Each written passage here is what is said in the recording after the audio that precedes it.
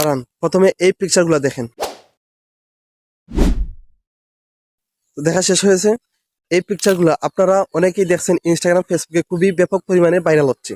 তো এই পিকচারগুলো আপনারা কিভাবে আপনার হাতের ফোন দিয়ে এডিট করবেন, এটি আমি খুব সহজে দেখাচ্ছি। চলেন স্ক্রিনে যাওয়া যাক। প্রথমে আপনার ফোন থেকে প্লে স্টোর অ্যাপে প্রবেশ করবেন।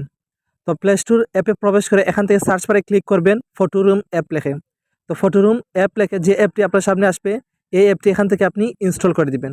তো আমার ইনস্টল করা আছে, আমি এখান থেকে ওপেন করে দিচ্ছি। তো ওপেন করে এখান থেকে দেখবেন গ্যালারি লেখা রয়েছে, এখানে গ্যালারিতে ক্লিক করবেন। গ্যালারিতে ক্লিক করে আপনার যে পিকটি প্রোফাইল পিকচার তৈরি করবেন সেই পিকটি এখান থেকে সিলেক্ট করবেন। তো আমার ফটোটি আমি সিলেক্ট করে নিচ্ছি। তো সিলেক্ট করা হয়ে গেলে এখানে দেখবেন অটো তারা এটাকে কাট করে দিবে। কাট করার পর একটু নিচের দিকে স্ক্রল করবেন। স্ক্রল করার পর দেখবেন এখানে প্রোফাইল পিক নামে একটি অপশন রয়েছে। প্রোফাইল পিকে ক্লিক করবেন। ক্লিক করে দেখবেন আপনার পিকচারটি প্রোফাইল পিকে